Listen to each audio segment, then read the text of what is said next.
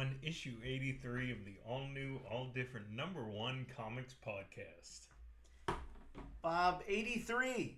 I say it every time. We're getting old. Time for a knee replacement or something. Yeah, well, unfortunately, I've been knowing that for years, so it's not going to get any better from here. You know, speaking of not getting any better from here, I did just read an article the other day. It popped up somewhere, and it said that scientists have figured out 2 really big milestones in the age progression that seem to be like a similar milestone for almost everybody that they collected data on. Okay. And it was 44 and 60. What's the correlation? What happens? I think they're just saying that those are like big bursts of activity, that really age you or something. Oh. Yeah. Oh.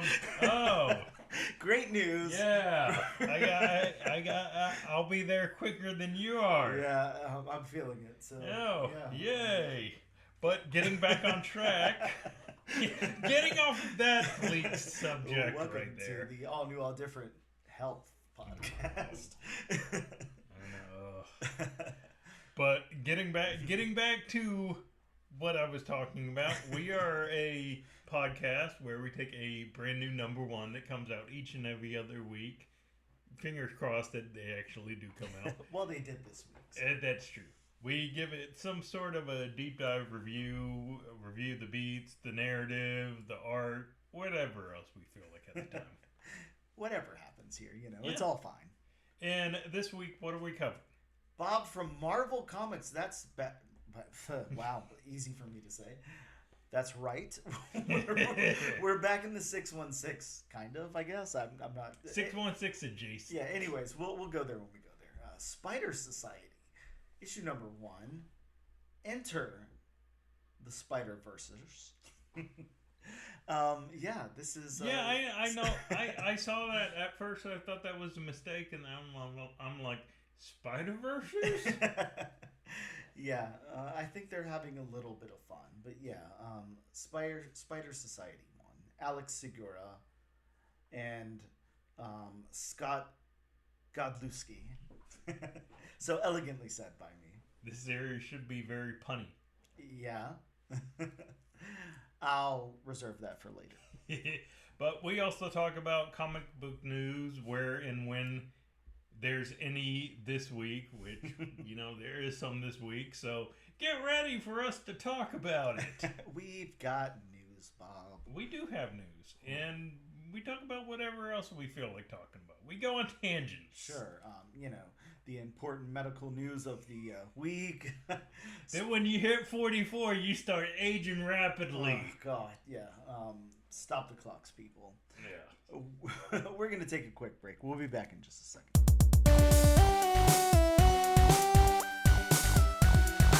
Hey, and welcome back to the all-new, all-different #1 Comics podcast, issue number 83. I was going to do the volume, Bob, and then I forgot to say volume, so... I thought we were talking health.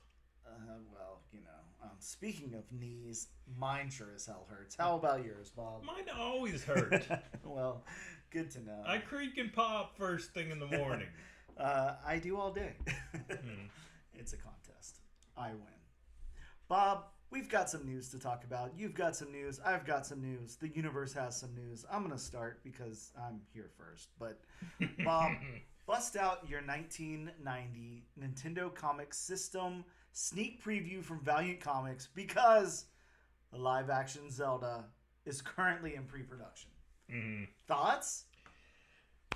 I don't know what to think about this. We knew this was coming. It's not like we missed the announcement, but...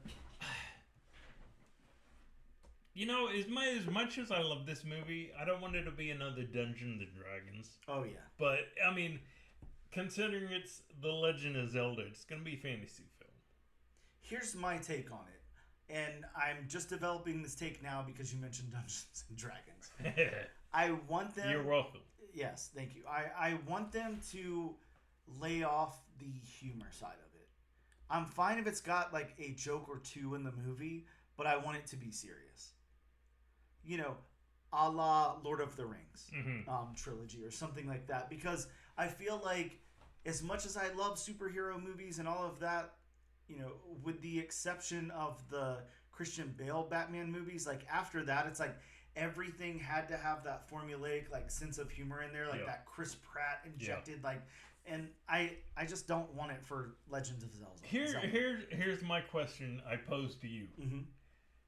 Will you walk out of the movie if Link talks?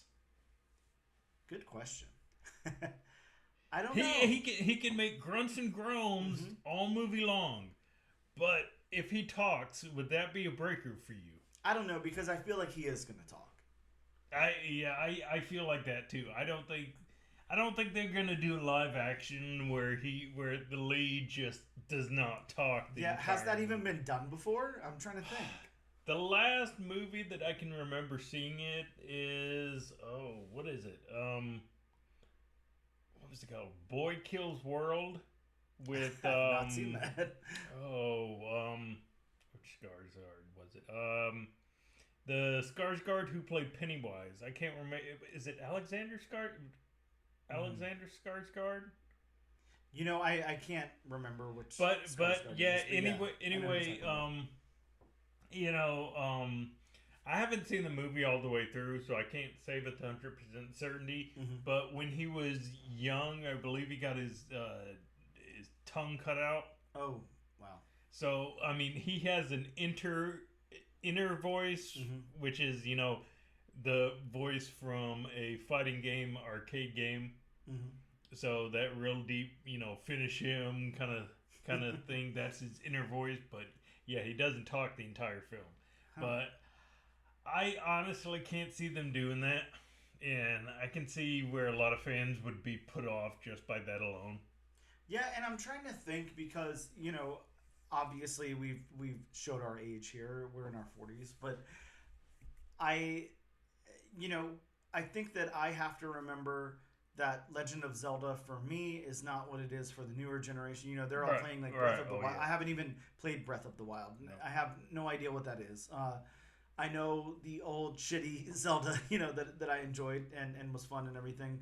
And I'm not at all dumping on the new Zelda. It looks phenomenal. I'm sure it's really good and people seem to like it a lot.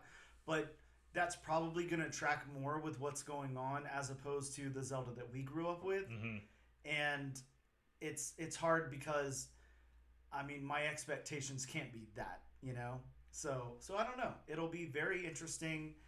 I'll be excited to see what they do with it. I think that is my only ask is that, it's not this humor thing. Like I think it cheapens it way too much. And it's just, I don't know. I just don't want to see that in something like Zelda where I would imagine it would be more serious. Yeah, but I don't know because you mentioned Breath of the Wild, and considering those games were on the Nintendo Switch, Breath of the Wild, and I can't think of the other one. Likewise, but yeah, I know. But it had more of that cell shaded kind of fun. Don't get me wrong. I mean, there were parts that were serious, but I mean overall, the game just has that more cell shaded fun undertone as opposed to the Zelda games that we played. Yeah, it'll be very interesting because they're hugely different. So it'll be really interesting to see which direction they go in. If there's like a middle ground, or if they're just kind of taking the characters and the mythos and just doing their own thing with it too. But how cool would that be if it was an entire movie that was nothing but a side scroller? Yeah, I don't think that's ever been done in a movie. I don't think so either. I don't know. It probably wouldn't be the best movie in any way, shape, or form, but I'd like to see it just because it would be something different. Well, different is a way to describe that. It would be very different. Mm-hmm. Also, in live action, upcoming, I know you saw this, Bob, and again, dust off your copies of DC Comics Presents 47. You stole my news. Was that your news? That was my news. Damn it, Bob. Well, go ahead. Why are we dusting off our copies of DC Comics Presents 47? Well, as everybody, or at least as every comic book fan should know, that's the first appearance of He-Man in the DC Universe proper. Mm-hmm. And I already have my issues with the live-action movie. Yes. Just reading that little description. I described it to an acquaintance at work that it's almost take out Superman and insert He-Man. Okay. That's kind of what it seemed like. The description that was given was, what was it? He crash lands on Earth in a spaceship, and the power sword is the only way back to Eternia. Huh. That just does not sound good to me. I'm already disappointed in the film. You're not into the plot. No, I'm not into the. No, if that's the overarching plot, that I'm sorry. I think that is just lazy, and it's given way too many 80s live action He-Man vibes. Oh yeah, well we definitely don't want that. We don't want 80s live action He-Man. That was not wonderful. I don't know. I'll hold out hope and really hope that they do something with it. It doesn't sound like a great way to I don't know, have a Masters of the Universe movie, but I guess we'll have to see what happens. Bob, did you watch the proper Kraven the Hunter trailer? I did. Okay. And of course, you know, very dark. Very dark. We see Rhino. We do. We do. Thoughts? Other than dark and we see Rhino. I don't like the design. Mm-hmm. I really don't. The Rhino design? No, I don't. Okay. I don't like the design. I mean,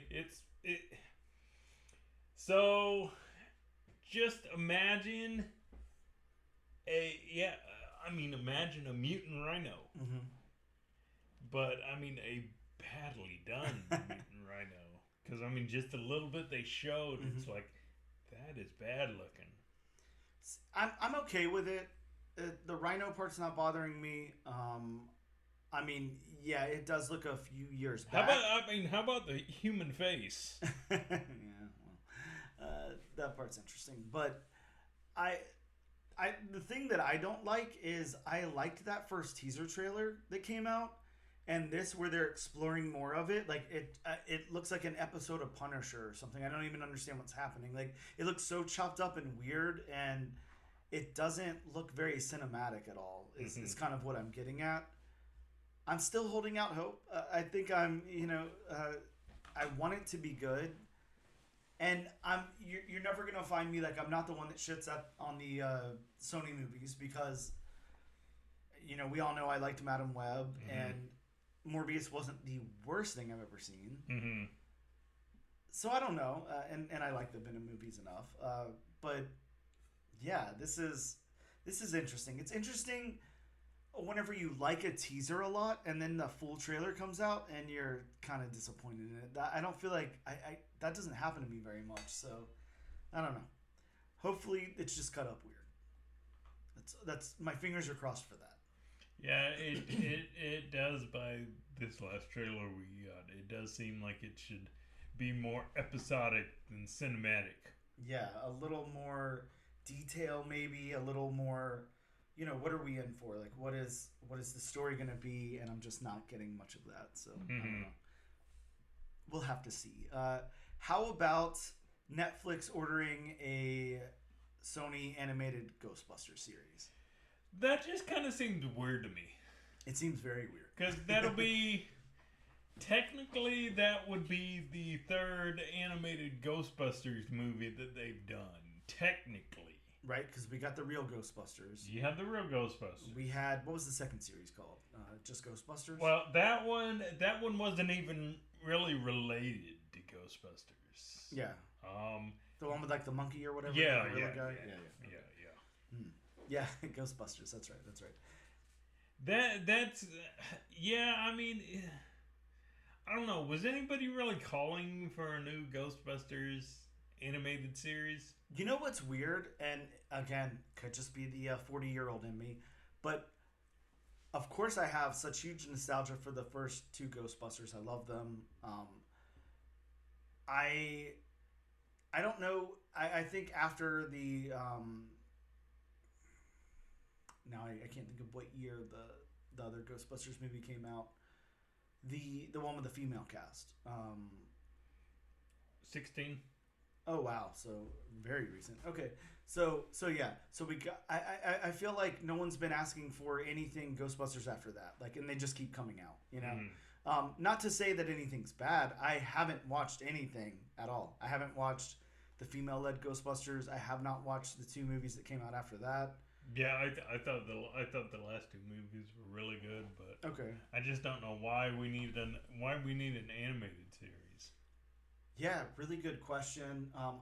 I will say though, I went back like a couple of years ago and really started compiling a collection of the Now Comics Ghostbusters series, and I love those. They were really hard to find, and then like the Slimer series and everything as well. So I've got everything, multiple copies and all that. So I'm okay with it, but but yeah, I would like to see what they're gonna do with it. Is it gonna follow the original cast? Is it going to make up like a new cast? Is it going to follow this current cast? Mm-hmm. Or will it be something different? Maybe we'll just follow like the gorilla from the original cartoon and that's it. Probably not. But I'm sure they'll get the voice actors from the or some of the actors from the movies to play the voices. But I really would like Frank Welker to return as Ray. Yeah, well, yeah, that would be nice. But good luck. Next up in news, Bob. I know. Look, speaking of Now Comics, and speaking of going back and collecting all those Now Comics, Terminator is one of my jams. Look, I think I paint a picture for you. I'm so stereotypical 40-year-old white male, like Jurassic Park, Ghostbusters, Terminator. This stuff is like I can't get enough of it. I love it. But I mean, you definitely have a very nice movie library made up. right, yeah, some really good stuff. James Cameron, the James Cameron, Bob. I don't know if you're familiar with his work. He's done a couple of things here and there. No, he just has the highest grossing movie in the world. I still don't know why. Yeah, I'm gonna go with that one. I don't know why on that one either. But either way, James Cameron is developing a new Terminator project. No details on what it is. It could be anything. Yeah. It could be a stage show. Man. A Terminator stage show. I just want to see like a musical of Terminator, like up on the stage with, I don't know, like just touring the country with an unknown cast. You would like to see in the future just the robots not only, stepping on skulls and shooting, but dancing in the chorus line. Yes, of course. Yes, absolutely. But yeah, man, I don't know. Hugh Jackman is the lead. There's so much they could do. I don't know. Of course, I imagine it will be a movie. But, I would imagine. Yeah. Or maybe they really, really throw some heavy money at like a nice like series at like Max or something like that. Disney Plus. I don't know who has the rights to Terminator, but so even though the franchise is probably on a downslide with the past movies there's been. Do you think that, because I forget who owns the rights to the Terminator? I was just about to look that up. So, that's not. Is it Paramount? Good question. I'm looking now. I swear. Or it may be Universal. It's just talking and typing at the same time is not easy for me. Yeah. So, Skydance Media doesn't say who that is under. I mean, other than, I think that it's one of those things where, of course, James Cameron still owns the rights. Correct. So it's not, I don't think that's umbrellaed under anything. So maybe he could just take it wherever he wants. Is it that simple? Probably not, but. But do you think, especially with the timing of this, because this was an all of a sudden thing. that James Cameron is coming back to the Terminator franchise. Yes. Do you think he's trying to do damage control to the franchise he created? I think so. Because, after Terminator 2, I mean, well, with the exception of the Sarah Connor Chronicles, God, that's... Never watched that. It was good. It was good. Okay. It was actually pretty good. And those Now comics are actually pretty fun too, Bob. But I mean, the last few movies, you had Genesis. Yes. You had the one with Amelia Clark. Of course, you had the, reboot. Yes. Well, the not really reboot, but where Schwarzenegger came back and God, I'm drawing a blank on her name. The original Sarah Connor actress. Why am I drawing a blank on her name? Come on, Bob. God, it should be on the tip of my tongue too, but yeah, I'm just really drawing a blank on. Come on, Bob. You got this, Bob. I don't know. It will come to me. But yeah, I mean, these last few movies have not really done that well, and I know Terminator fans have not been impressed by him whatsoever. Linda Hamilton. Thank you. I had to do it. Sorry. I don't know why I couldn't remember her name. Yeah, I mean, okay, so I am interested because Skydance, I don't know who that falls under. James Cameron, obviously, it's probably not as simple as just James Cameron being like, I could go wherever I want. Maybe it is. I don't know. James Cameron is a smart guy, and I think he's shown us that. So maybe he can, but I vote series. I vote like high budget, like bombastic series.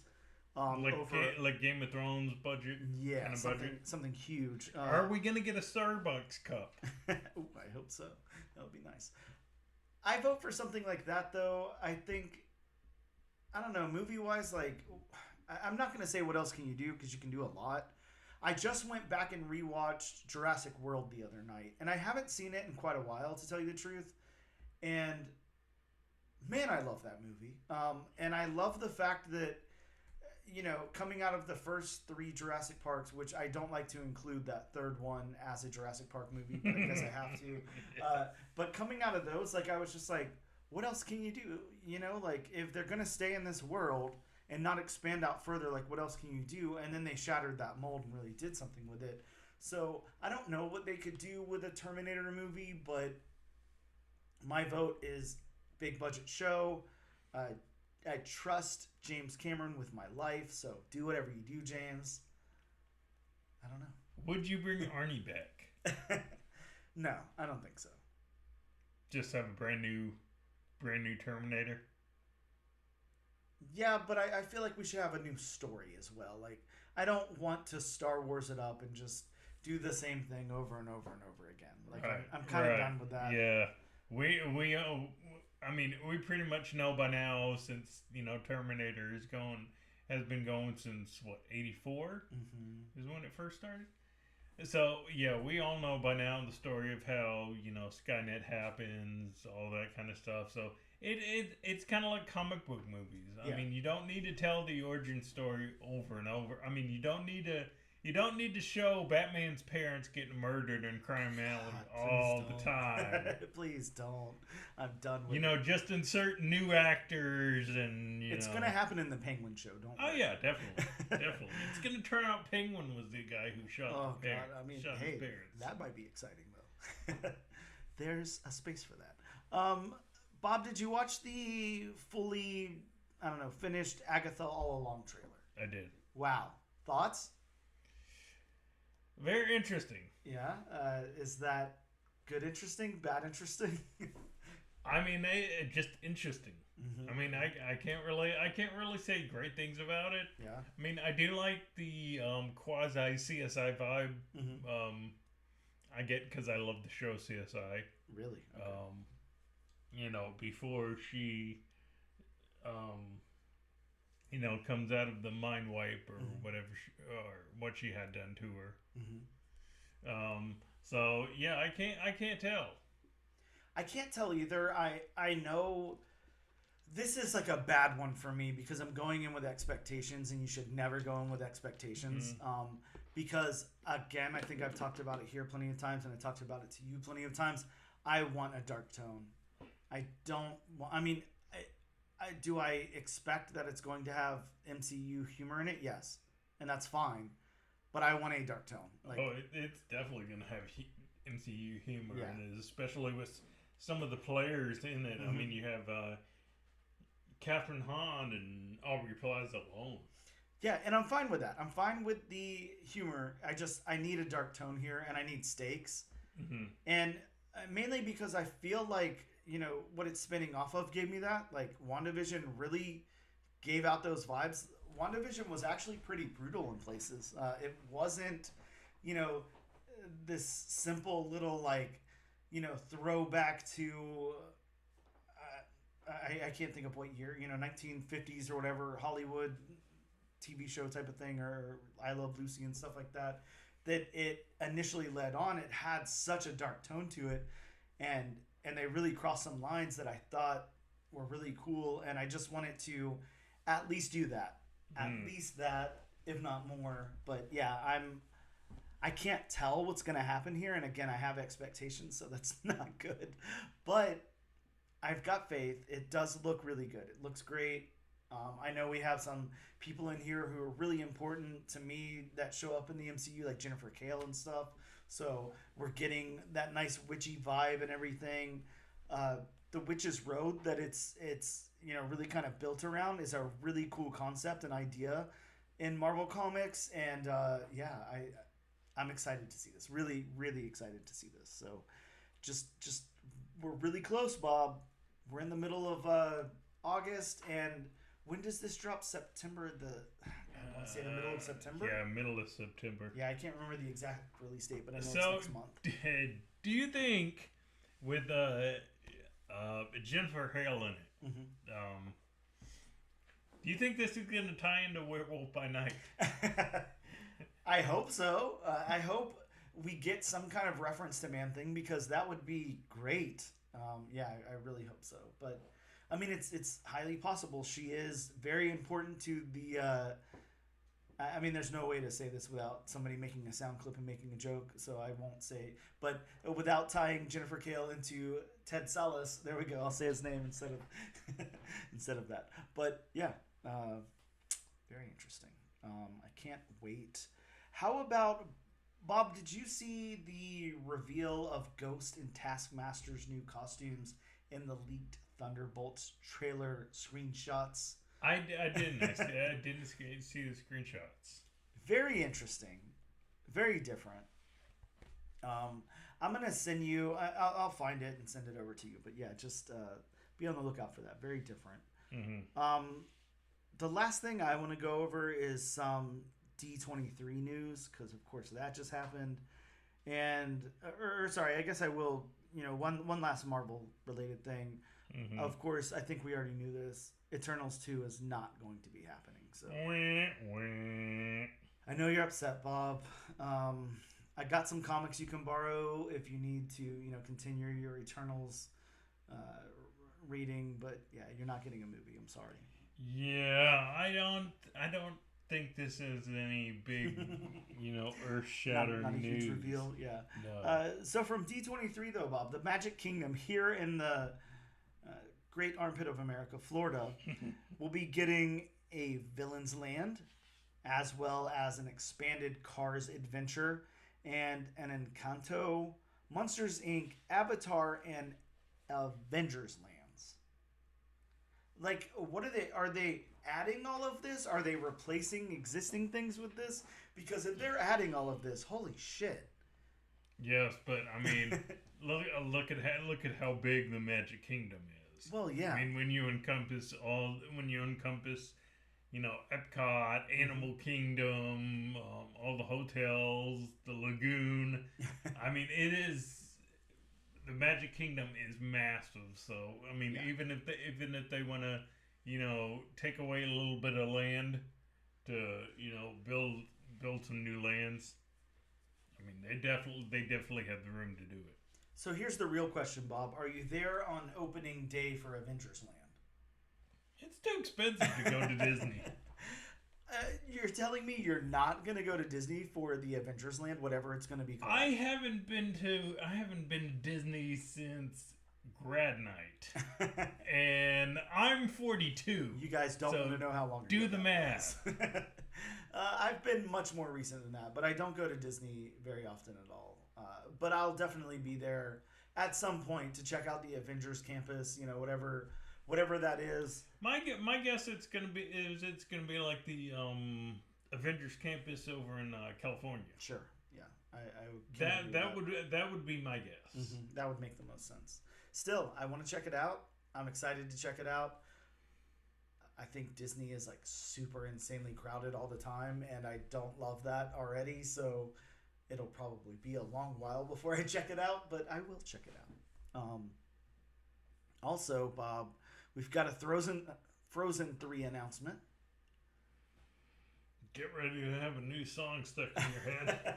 I'm fine with that, though, Look, I won't lie.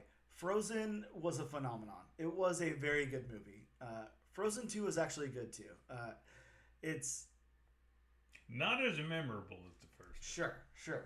But, yeah, I think Disney would be stupid not to continue to make Frozen stuff over and over again. And then in 10 years from now, do a Frozen live action. Why not? Because they're doing that with everything else. I mean, I was going to say, there's already a stage show. Yep. Speaking of live action, Bob, did you see the footage for the Lilo and Stitch live action? I did not. And to be honest, I was never the biggest Lilo and Stitch fan. It's not bad, Bob. I mean, Lilo and Stitch is a very good movie. I actually quite enjoyed it. The CG for Stitch looks pretty cool. Yeah, I never really watched that. I never really watched the Lilo and Stitch series on Disney. I didn't watch that either, but yeah, just the original. Back when there was an actual channel for Disney. Not a whole streaming network, Bob? Correct. Wow. How about Zootopia? We're getting a sequel to Zootopia however many years later. I'm surprised it took them this long. As big as Zootopia was, mm-hmm. I'm really surprised it took this long. I mean, we're already to a third Frozen. Yep. And we're just getting a second Zootopia announcement. Crazy. Incredibles 3, Bob. Part 3 of The Incredibles. I mean, so far, it's the best Fantastic Four movie there is. You're not lying. It really is. And they got Jason Lee as a voice actor, so I mean, it doesn't get much better than that. But well, I mean, I doubt he'll be returning for this film. You never know. Bob, my last D23 news, of course, Toy Story. Toy Story. The franchise 5. That will not die. Yeah, it really won't. I don't know. I've never been very partial to Toy Story. I've seen, I believe, all of them in passing. They're fine. Not really my sense of humor. And anytime, I mean, sorry, this is probably too political for anybody, but I don't care about Tim Allen. I don't want to line his pockets with anything. So I really like the first 3 movies. Mm-hmm. I mean, the last 2 movies, 4 and 5. I mean, they haven't been bad. They weren't up to, par. I mean, I never thought I'd, shed so many tears over animated movies before. Number 3 especially. Wow. So yeah, I'm just wondering how can they continue this? How are they going to continue the story? Because they kind of put a bow on the story. No pun intended, because there's a character called Bo in the Toy Story universe. But they kind of put a bow on it this last movie.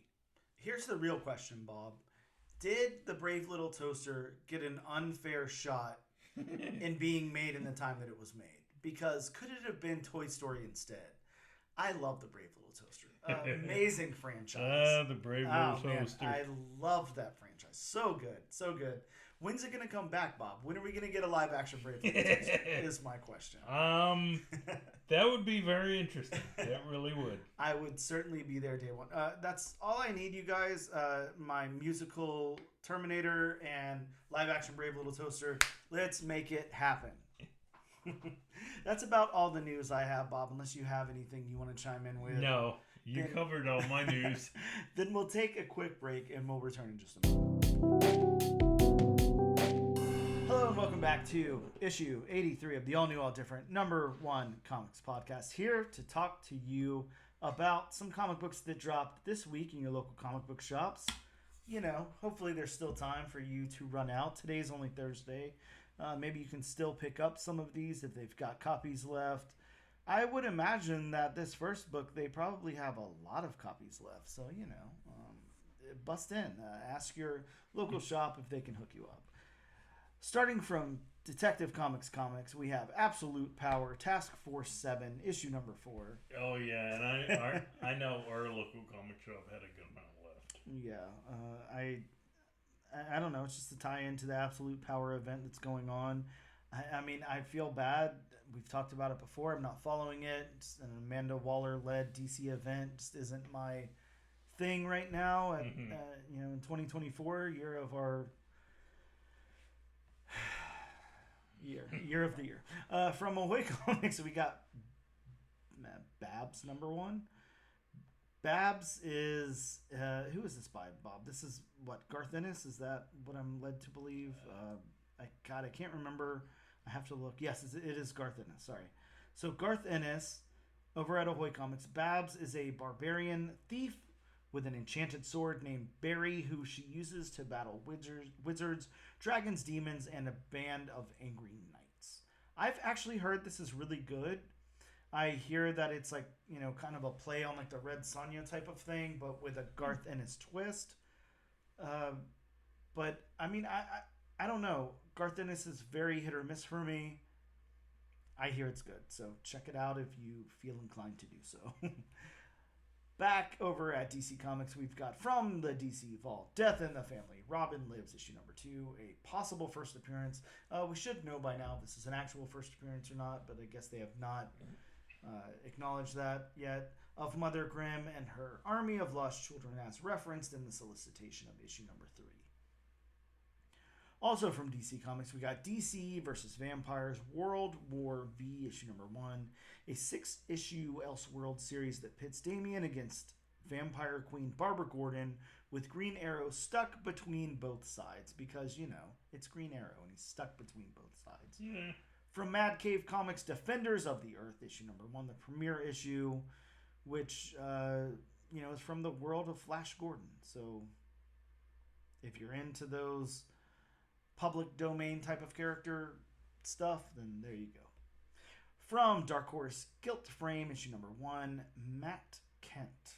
This is a classic whodunit murder mystery that spans the globe from Paris to Hawaii, with an ultimate... No, I can't read. I don't know. With an unlikely murder-solving duo. I think that this... you know, I thought when I initially reported this last week that this was Matt Kent and his wife, and I think it's Matt Kent and his mother actually writing this together. So I'm guessing that's probably what happens in the story as well. Very interesting. Yeah. This is Marjorie Kent and Matt Kent. I don't know. Very interesting. Back over to Detective Comics, Green Lantern 14, Absolute Power event tie-in, and the first team appearance of the Shadow Lanterns. Bob, here's a big one, and this is a spoiler alert. For Marvel Comics, Iron Fist 50th Anniversary Special, an anthology of stories featuring Danny Rand, Lin Lai, Heroes for Hire, and the Daughters of the Dragon. Bob, Danny Rand dies in this issue. They kill off Danny Rand in his 50th Anniversary Special. Really? Like, how brutal of Marvel to do that. Happy anniversary. Boom. Yeah, like, what the hell? Like, that's an intense one. So Do we get Orson? Oh, Bob, I don't know. I haven't read it. I just know that he dies. It's terrible. From Dynamite Comics, yes, the publisher that Bob and I admittedly had no faith in until we actually started reading the stories and then realized that they are probably the best publisher on the market right now. I just, you know, I have to admit it because we were wrong. Yeah. Oh, yeah. And it's crazy because, I mean, growing up in comic books and all that, like, It's like it was so separated. It's like that's the TNA crap over there, and here's the stuff you want to read over here. It's just not the case. It's like if you were a comic fan, you stuck to Marvel and DC, Yeah. and then if you were an underground comic fan, it was like Image and then Dynamite when they came on the scene. Yep. But now it's kind of like, yeah, Dynamite's the best one. Yeah, you should. I mean, I just if I can turn anybody. If I can turn one person out there who thinks that same way, who's like, I'm not reading a Dynamite Comics book. I know what those are about. Like, you actually don't. They are so well done. It blows my mind how well done they are. It's crazy. And before this podcast, they were, I always say, Dynamite puts out 50,000 covers of everything, which admittedly they do. They do. But you're not they wrong. put out some quality stuff. Yeah, real good quality. So we've got Johnny Quest, Bob. Johnny Quest #1 dropped this week. It's the premiere issue of Johnny Quest. I don't know if Johnny Quest has ever been published anywhere else before. I would imagine so. Probably, back whenever DC had the rights to everything or something. But yeah, looks like we've got a Johnny Quest book here from Dynamite. And it is written by Sebastian Perez, is how I'm going to say his. I'm sorry. Wow. Let me walk that back for a second. It's written by Joe Casey with art by Sebastian Perez. Okay. That's a big difference. So, yeah, check that out. That's all I'll say. From Dark Horse, we got Midst #1. A postal ship crashes upon a mysterious landmass between Bright-Un and Darkfold, where two siblings embark on an adventure that will change family bonds. Bob, it kind of sounds like your life, actually. Now that I think about it, I mean, you grew up on that postal ship, and then you and your crazy. That's where I grew up. I didn't grow up in Jacksonville, Florida. I mean, I don't know that. From Boom Studios, we got Sir. That is S.I.R. #1. Avery will need to throw herself into the violent but captivating world of the motorcycle jousting fight club known as something. Seismic Iron Clash Relay to be reunited with her girlfriend. I didn't pick this one up, and I'm kind of regretting it because it sounds so outlandish and crazy that probably 6 months from now it will be announced as like an Amazon Prime series. I was gonna say it's really giving me like a Twisted Metal. Yeah. What was that? What was that one that It had Ian McShane and Jason Statham, and he was in prison. Oh, Death Race. Yes, Death Race. Death Race. Yes. It's giving me Twisted Metal Death Race vibes. Yeah, Bob, I'm telling you, like it's probably going to read really good, and then it's probably going to be optioned, and it's probably sold out now as we speak at the local comic book shop, and it's going to be one of those things that it's Boom, so they didn't like underprint, but it's probably sold out at the distributor level, and yeah, it's going to be $100 book like in 2 months from now. So. Yes, I don't know. I would say, if you have $4 to waste, grab a copy. So what you're saying is it's going to be Beneath the Trees all over again. Oh yeah, probably. Yeah. For Marvel Comics, we got Spider-Boy issue 10. Spider-Boy meets the Spider Warriors. Come out to play. Of course, we have Spider Society. That's the book we're covering. We got from IDW Teenage Mutant Ninja Turtles. Night Watcher #1, the identity of Night Watcher revealed. Bob, do you know who it is? Somebody who watches you at night? Spoiler alert, it's Wolverine. It's not really. It's always Wolverine. I thought it was always Deadpool. Well, either one. I guess at this point, inject whichever one you want. From Image Comics, we got a secret variant, Bob, to Transformers issue #11. Bob, you're the Transformers guy. You even have a Transformers shirt on today. What are the odds that you picked up the secret variant for this one? I did not know there was even a secret variant.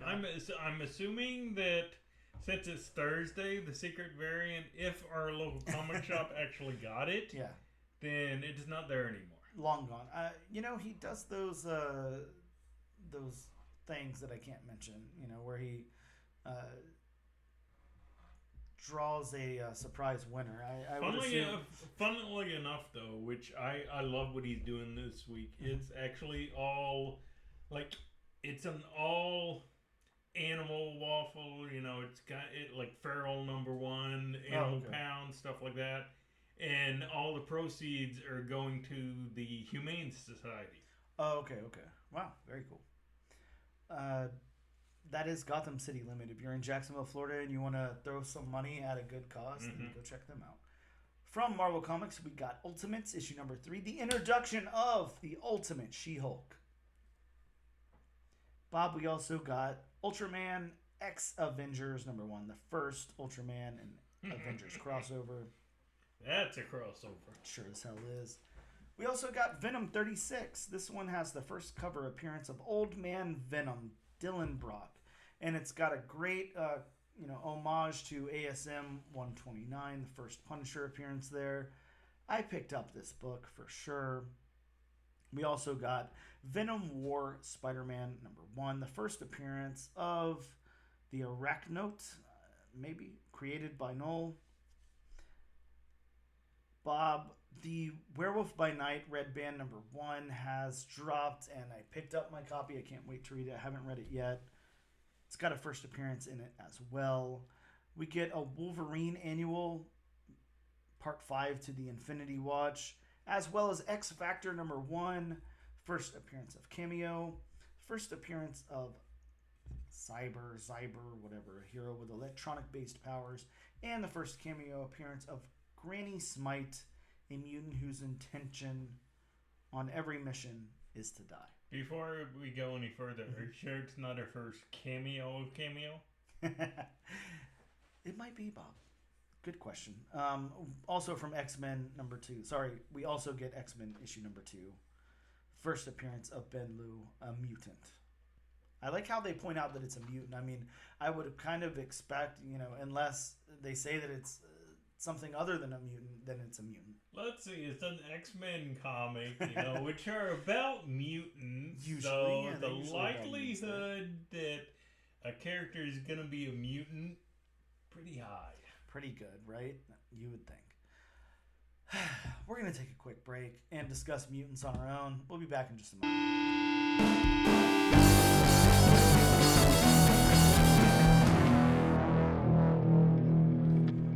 Hello and welcome back to the all new, all different #1 Comics podcast. Here to talk to you all about Marvel Comics new #1, Spider Society.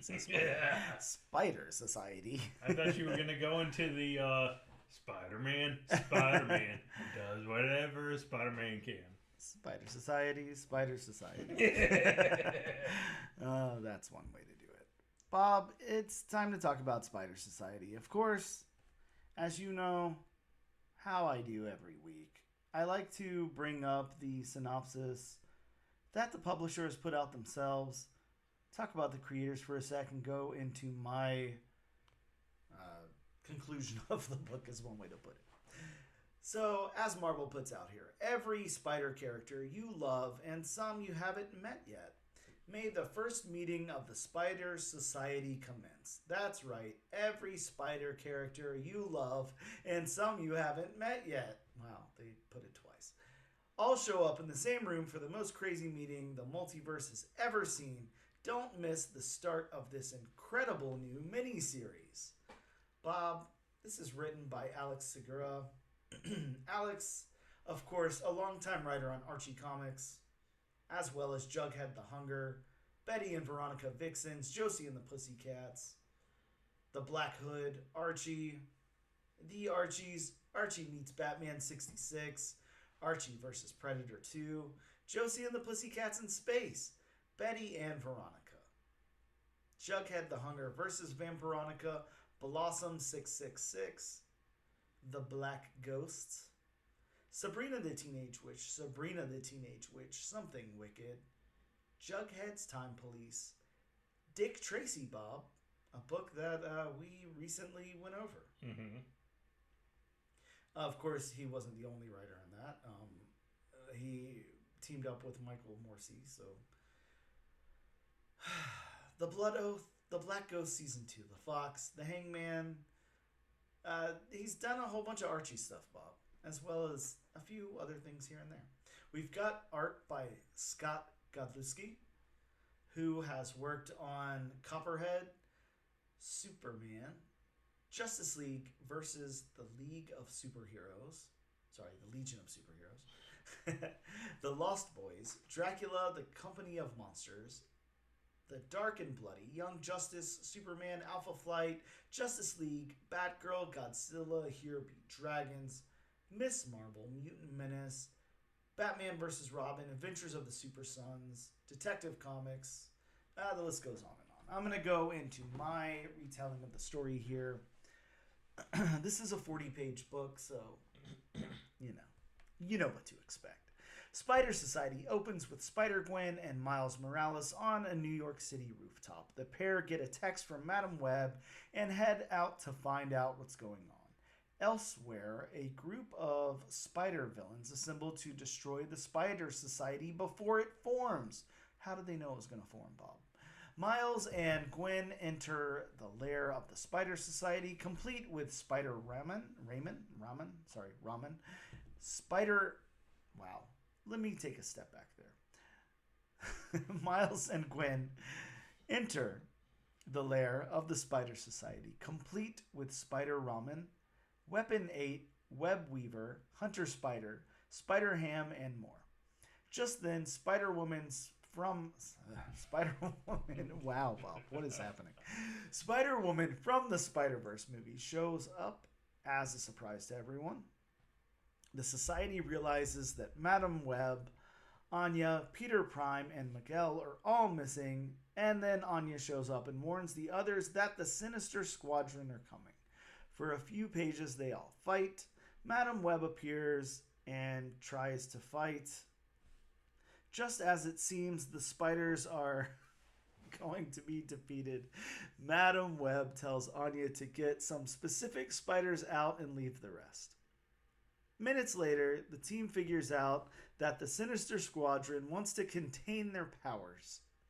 The leftover spiders, Madam Web, Anya, Web Weaver, Weapon 8, Spider-Woman, Hunter Spider, and Spider-Punk band together to find Miguel and bring him back. Halloween Jack has Miguel strapped down as the Spider Society bursts in.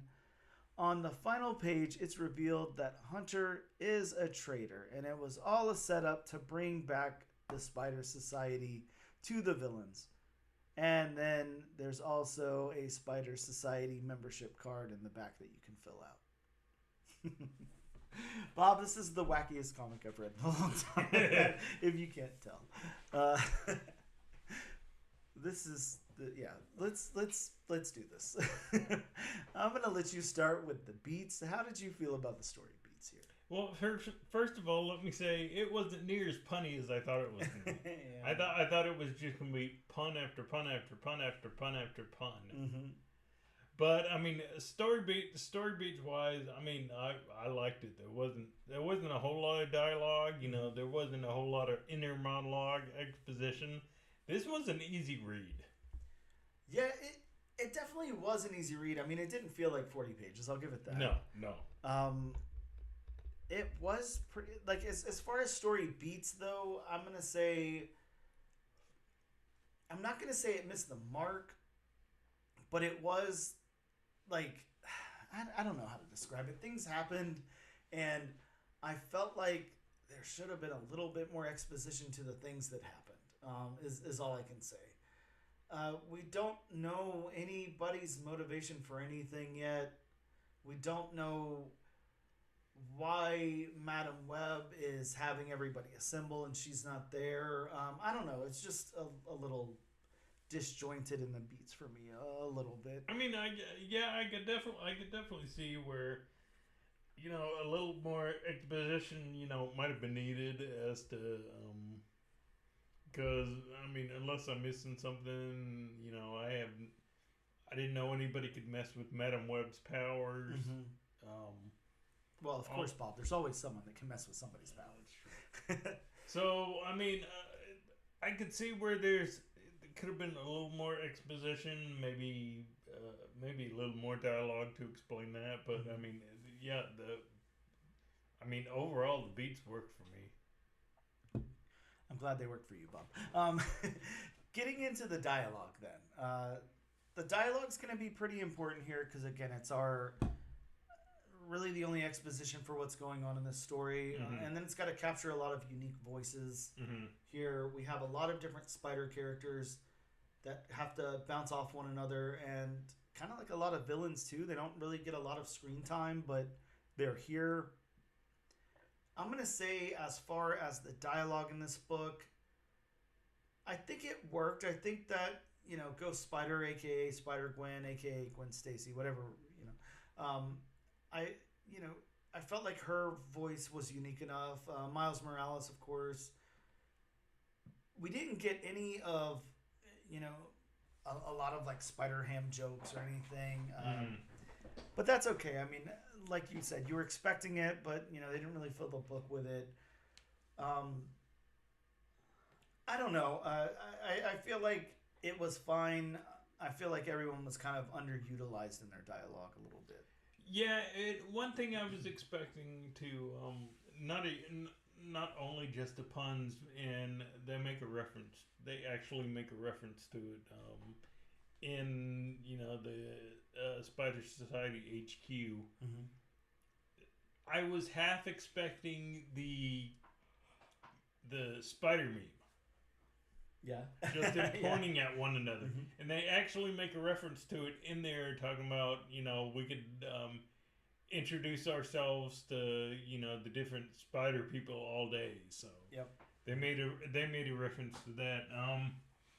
Dialogue wise, I mean, I think everybody sounded like themselves. I think Spider Woman sounded like how she, sounded from the into the Across Spider-Verse movie.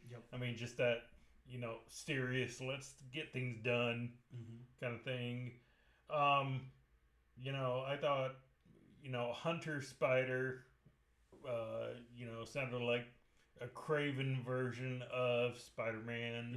Yeah. So, I mean, I thought everybody had their, own voice, but it's voices we know. How about the narrative of the book? I would say narratively, this is like kind of a hard one to nail down. I would think that it's almost like I wanted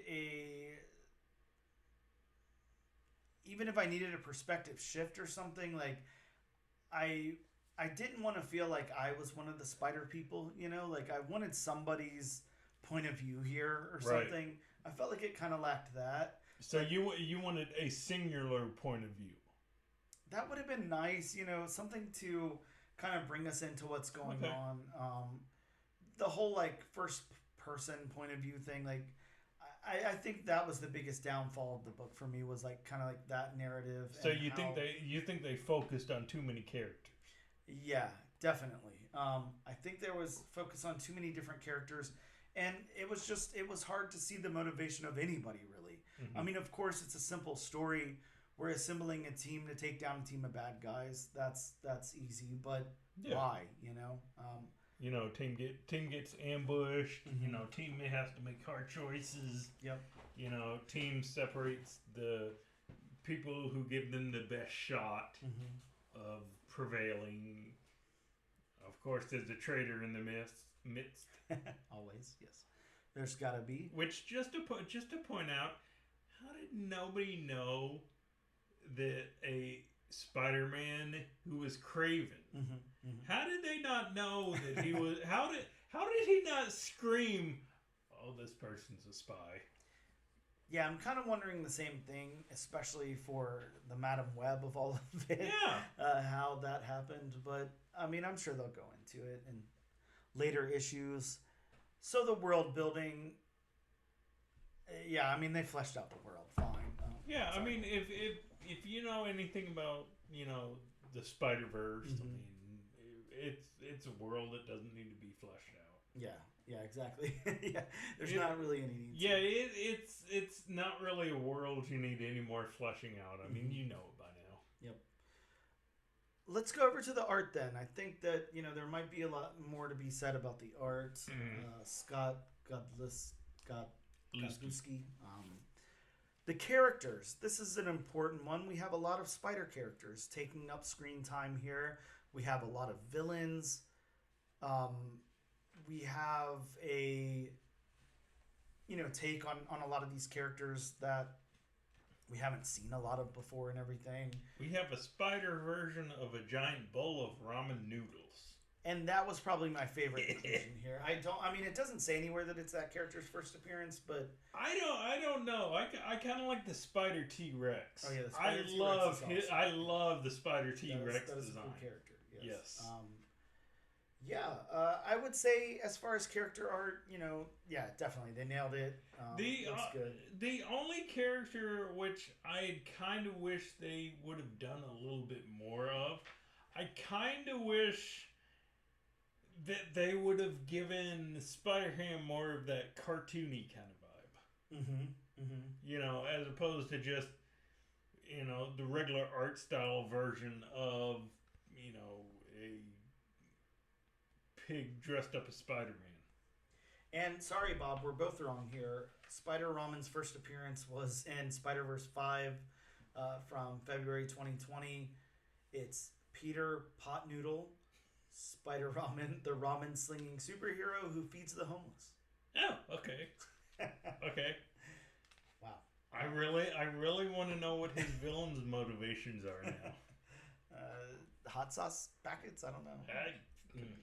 People who have an ulcer. How about the backgrounds, Bob? Of course, each and every episode that we cover here on the all new, all different Number One Comics podcast, we break down the story, the art, all of these things. An important part of this is passing Bob's background test because, as we all know, Bob is a background snob, and they have to be perfect to pass his test. So, Bob, how does Spider Society do with your test? So, this book is kind of half and half as far as the backgrounds because there are a lot of, I don't want to say solid color backgrounds, but just those one or two color backgrounds. I mean, granted, they're the close-up action shots, sure, which I'm fine with because when you get into action shots, I mean, the background. I don't want to say it doesn't matter, but I mean that's not really the thing. The eye is going to focus on. Sure. Of course, backgrounds are going to be a lot more important in those scenic shots. I mean, especially in Spider-Man comics. I mean, the spider characters swinging around, all that kind of stuff. You are going to notice the backgrounds first and foremost in scenic shots like that. And I think in those shots, the backgrounds work. I mean, I've got it open to this first page where Miles and, Gwen are on top of the building. I mean, you can make out the sign. You can make out, everything's, pretty much perfect. Yep. Yeah, completely agreed. I think, I like what you're saying because I don't think you go to something like Spider Society for a fleshed out background at all. It's there when it's needed, but most of the time, I skipped over pages and pages of my retelling of the story because it's a fight, like there's not much to be said. Like this book is a battle, Yeah. So like I said, in those kind of comics and those kind of shots where you're seeing action, a lot of action. I mean, your eyes are not going to be drawn to the background. No. They're going to be drawn to the character. Yep. Yeah. When you see those characters fighting. In a scenic shot, the characters are going to be there, but the background is going to be more of the overall picture in that panel. Yeah, absolutely. So then, of course, the next place we got to go is the locations. This surprisingly doesn't go a lot of places. Most of it takes place in Madame Web's lair or whatever we're supposed to call it. Which it looks really good. The only reference I have to go off of is you know, I'm sorry, Beyond Spider Verse. That was the second one, right? Mm-hmm. Yeah, that's the only real reference I have Across, to I think. go off of. And I mean, it looks like it was taken right from the screen Mm-hmm. to the comic, and then of course, at the end, you get the villain's lair, which we don't know who the overall villain is going to be, Mm-hmm. and I'm not 100% sure what Earth this is on. Yeah, who knows? That's that's definitely something. I mean, we might not. If it's not on Earth 616 Mm-hmm. or of course, or 1610, Mm-hmm. then we're not really familiar with where the villain's location is. Sure. Yeah, I agree. I mean, it just it goes a lot less places than I would have imagined, but Mm-hmm. I think it's fine, and the locations work here, especially in the art. The colors. We do have a dedicated color artist, and their name is. Bear with me for a moment while I find it. It's somewhere. I swear, I'm not stalling for time at all, Bob. I would No, never. no. Matt Milla. Yes. Okay. Mila. I don't know. Yeah, the colors in this book are good. They pop. When they're in the lair and stuff, it's got a darker tone Mm-hmm. to be expected. I always love the contrast whenever you put Spider Gwen and Miles Morales in a book together because their costumes, the highlights and everything of the colors of their costumes with Miles with the black and red, and then Oh yeah. Gwen with the white and pink. Yeah, I mean, yeah, you have the yellow of I can't remember what spider character that is. Web Weaver. Web Weaver. Mm-hmm. I love the color of his characters, and Yeah. even the squadron, even the Sinister Squadron.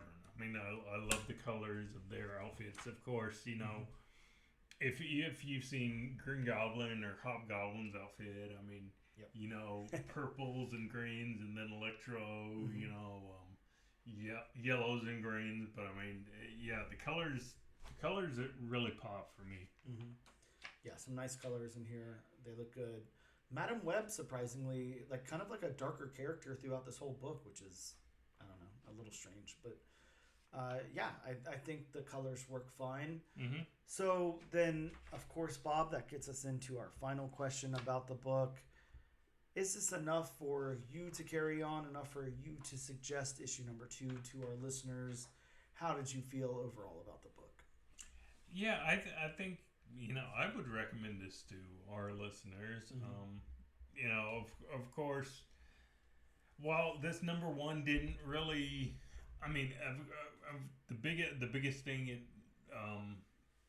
talked about at the end was who the spy was, but I mean, we still don't know who the master is or what their intentions are. So I'm sure we'll find that out in subsequent issues. So yeah, I would recommend people to read this. I mean, it's a very easy read. Mm-hmm. I mean, you get to see a bunch of different spider variants that you may be familiar with, you may not be familiar with if you haven't seen the movies or read any of the Spider-Verse comics. So, and I'll definitely be picking up issue 2 because I'm interested to see where this goes. I'd like to know who all the different spider villains are, and possibly see some new spider variants we haven't seen yet. Mm-hmm. So here's what I'm going to say about it. As I think I'm a huge Spider fan. Mm-hmm. I like Spider-Man a lot. I like Miles Morales, Gwen Stacy, all of those characters quite a bit. Some of my favorite. I like the multiverse stuff. I don't think it translates super well over to comics. I think here's my problem with it is I think it was fine before, and once the movies came out, they started really playing in that sandbox, and I think it's overdone a little bit much, and it's I honestly can't even tell what's going on half the time whenever they dip into it. It's just a little much for me. I don't know. I'm pretty lukewarm on this book, to tell you the truth. It wasn't bad, and it wasn't good, and the story has been done too many times. I see that they're going for something big here, especially with the villains. I'd like to see how that ends up, but this is definitely not going to be like a issue to issue for me at all. Like maybe I'd pick up the trade later on. I like you said, it was a quick, easy read, so it's got that going for it. But I just don't see enough substance in it to suggest it to anybody or for me to move on to issue number 2. So, in a rare, this doesn't happen very often. Yeah, I don't suggest this book. So, we're 1 for 1 on this. Bob does, I don't. Check it out. Make your own opinion on it. Could be in my camp, you could be in Bob's, but it's not a huge investment. I think it was a $4.99 cover price, if I remember correctly. Yeah, so $4.99. So you've heard it here, folks. According to Dan, Spider-Man can't. Not in this issue, but we didn't get any Peter Prime, so I'm not saying Spider-Man can't. I'm saying these Spider characters didn't do it for me. We're going to take a quick break while Bob yells at me for not loving the book, and we'll be right back.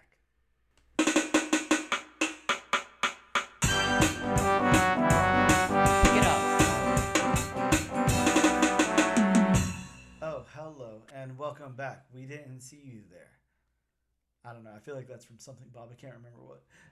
This is the all-new, all-different number 1 comics podcast, issue number 83. Bob, we're here to talk all about some new comic books that are dropping in local comic book shops next week. But first, very important, it's disclaimer time.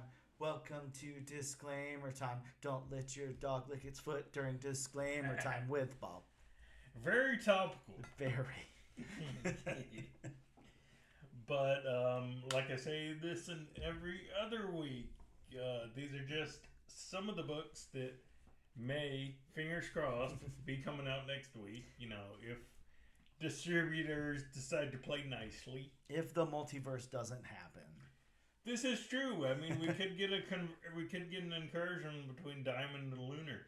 Right? Just imagine the evil forces behind comic book distribution, and they're fighting to make sure that we can't get our comics, Bob. But yeah, if you'd like a more in-depth list, I mean, you can always consult elsewhere. You can always call your local comic shop. Please and thank you go a long way. They do. Colin's nice. Thank you. If you ask nicely, they may tell you who writes the book, who draws the book, who colors the book, who letters the book, who draws the dialogue bubbles, the publisher, how many pages are in it, how many pages of ads are in it. Very important. If it's a Mark Julia variant or not, if there's a Marvel stamp in it. I love that. And like you said, this week we got a really important membership card here in Spider Society where you can fill out. You can draw a little picture of your face and put your spider name and your secret identity, as well as your key origin facts, your extra spider powers. And it's actually signed by Julia Carpenter. So, super cool. Unfortunately, if you're a collector, you may not want to fill that out. Well, or a reseller, you may not want to fill that out. What else? Doesn't matter here. But if you don't have access to a phone, which, let's face it, who doesn't have access to a phone nowadays? There are more cell phones out there in the world than there are people in the world. Very true, very true. If you can't do that, you can always send a letter, Harry Potter Owl, John Wick Tube System, Unicorn. I can't remember what we said last week, but do you have anything to add this week? It's the Olympics are just like wrapping and everything, and I think we all forget about. Yes, please, Bob. You could Jim Cotta a message. You definitely could do that. Yes, that's a good For those of you who do not know, Jim Cotta is a mid-'80s movie. Very bad movie at that. So it's one of those unintentional comedies. but it's basically a combination of martial arts and gymnastics, which actually stars a Olympic gymnast from that year's Olympics, and it's definitely worth a watch. If you want a good laugh, it's definitely worth a watch. At least the trailer. And I mean,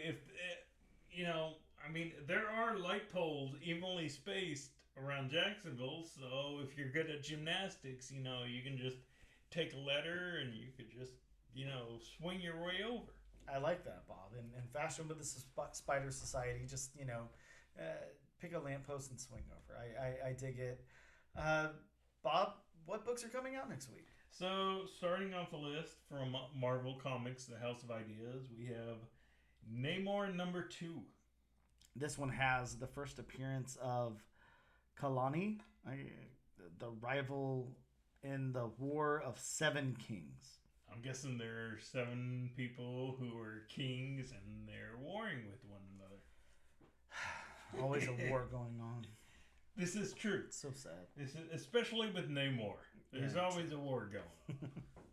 From Detective Comics, the comic book imprint with just one character. So nice they had to name it twice. We have Titans #14. Yeah, this one has the possible full transformation of Raven into the Dark-Winged Queen as seen on the cover of issue 15, Bob. Hopefully it's a full transformation, not a half transformation. Ooh, yeah. Half transformation's always scary, a la The Fly. This is true. Staying with Detective Comics, every once in a while they'll have 3 characters. And all 3 characters are on the cover of this book. We have Batman, Superman, World's Finest #30. Wait, Bob, were you talking the Holy Trinity? Because I didn't hear another name in there. I was talking the Holy Trinity. We've got the origin of Batman, Superman, and Wonder Woman's first meetup. DC has been doing that a lot lately, whether it's, a first fight or a first team up. Right, it's very important to know the first time they got together. So, I mean, that would probably be, 40, 50 years ago? Yeah, I would imagine so. At least. So, sticking with Detective Comics, we have Wonder Woman #12. This one ties into Absolute Power, which, I'm not going to lie, I'm kind of sad. I was hoping that the Wonder Woman story would just stay on track and be its own thing, but, it's got to tie in, so. And staying with the very redundant comic book company, we have Jenny Sparks #1. Jenny Sparks is back over from Wildstorm. This is a new #1. I think this is the first volume of a Jenny Sparks series, but I'm unsure. And just judging by the cover, I don't think it's going to be long till we have a Jenny Sparks, John Constantine team up. Oh yeah, because they're both British and they both like to smoke. They are British. Going back to the House of Ideas, Marvel Comics, Stan Lee's favorite company, we have Giant Size Thor #1. A team up of Thor and Hercules versus the most terrifying war machine ever created. What could it be? I don't know. Could it be just a giant war machine? It definitely could be. This isn't a giant-sized Thor book, so why not? This is true. Staying with the House of Ideas, we have Miles Morales Spider-Man annual #1. Lots of annuals coming out. Yeah, there are. This one's got the introduction of relatives of Miles Morales. So more of his extended family? Oh, interesting. We have Spider-Woman #10. A possible introduction of a new Champions roster. My favorite first appearance, or...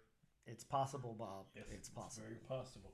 It might happen, it might not happen. Who knows? You'll have to buy it to see what happens. It's the only way you'll find out, Bob. Staying with Marvel, we have Predator versus Black Panther #1. Now, is this not the most appropriate versus? I mean, you have 2 characters who were almost Master Hunters. Yeah, I completely agree. This is a 4-issue limited series that pits Black Panther against a vibranium-seeking predator. Because I mean, even aliens, need vibranium. I would assume that would be the only reason they would come here was for the vibranium. What else do you want with Earth? I mean, you got adamantium. Yeah, it's not as cool as vibranium. Yeah, adamantium is just indestructible. Yeah, but vibranium's cooler. That is true. We have from the House of Ideas, we have Wolverine Revenge, a regular and a red band #1. Bob, I'm pretty excited about this one, if not only because it's red band, but this is a 5-issue limited series with additional pages of story and graphic violence for the red band. So, yes. I mean, it's a Wolverine comic, so I mean, we know regular Wolverine comics, so a red band Wolverine comic. Yeah, it might get a little intense. Yeah, that could get very messy. We have Ultimate Spider-Man #8. This one's got the first team appearance of the Kingpin's Sinister Six. Yes. We have Venom War Venomous #1. This is a 3-issue event tie-in for the Venom War. And that is a very cool looking cover. It certainly is. We have Venom War Carnage #1. Yeah, Bob. Also a 3-issue tie-in event.